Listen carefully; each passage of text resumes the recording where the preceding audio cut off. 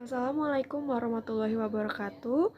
Perkenalkan, nama saya Tasya Salsabila Azahra dengan NIM 2261-2015-86 dari kelas MN Manajemen.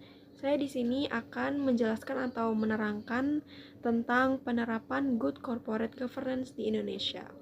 Sebelum memasuki materinya, pertama-tama saya akan menjelaskan terlebih dahulu apa itu Good Corporate Governance. Jadi Good Corporate Governance atau singkatannya GCG adalah rangkaian proses, kebiasaan, kebijakan, aturan, dan institusi yang memengaruhi pengarahan, pengelolaan, serta pengontrolan suatu perusahaan atau korporasi.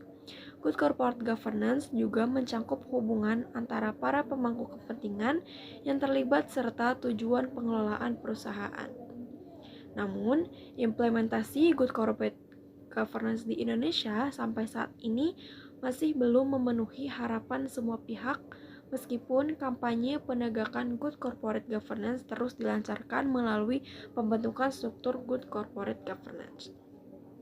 Beberapa hasil survei yang dilakukan oleh salah satunya Booz Allen dan Hamilton menunjukkan bahwa pelaksanaan Good Corporate Governance di Indonesia masih rendah, bahkan jika dibandingkan dengan negara-negara di kawasan Asia lainnya.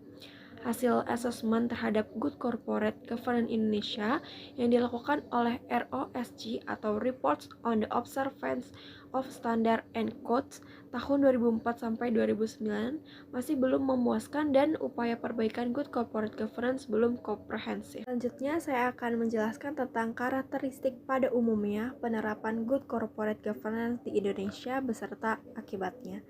Yang pertama itu, kepemilikan perusahaan terkonsentrasi pada individu atau keluarga, sehingga pihak ini mempunyai pengaruh kuat untuk menentukan arah perusahaan.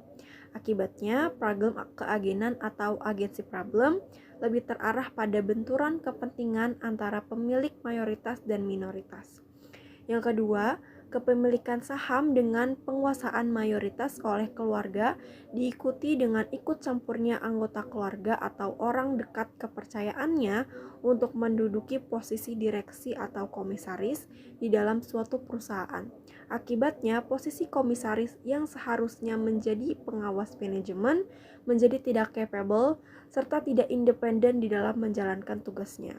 Yang ketiga, perusahaan publik di Indonesia pada umumnya mempunyai tingkat hutang yang sangat besar dan sebagian besar dalam bentuk mata uang asing yang tidak dilindungi nilainya, sehingga sangat rentan terhadap perubahan kondisi perekonomian. Selanjutnya saya akan menjelaskan tentang mengapa pelaksanaan Good Corporate Governance belum efektif di Indonesia. Yang pertama, belum profesionalitasnya pengelolaan perusahaan, konsentrasi kepemilikan oleh pihak tertentu yang memungkinkan terjadinya hubungan afiliasi antara pemilik, pengawas, dan direktur perusahaan, serta belum berfungsinya dewan komisaris. Yang kedua, konsentrasi kepemilikan dan kontrol meningkatkan ketidaksimetrisan informasi antara pemegang saham mayoritas dan pemegang saham minoritas untuk berpartisipasi dalam pengambilan keputusan.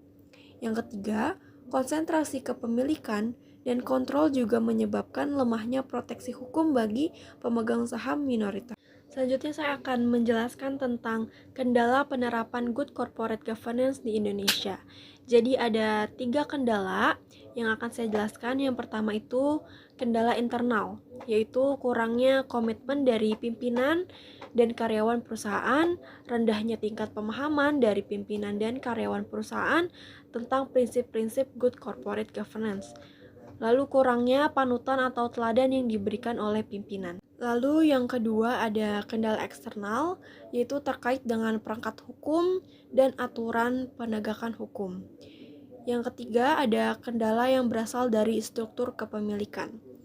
Jadi salah satu dampak negatif yang ditimbulkan dari kendala terakhir ini oleh struktur kepemilikan adalah perusahaan tidak dapat mewujudkan prinsip keadilan dengan baik karena pemegang saham yang terkonsentrasi pada seseorang atau kelompok dapat menggunakan sumber daya perusahaan secara dominan sehingga dapat mengurangi nilai perusahaan. Sekian penjelasan dari saya.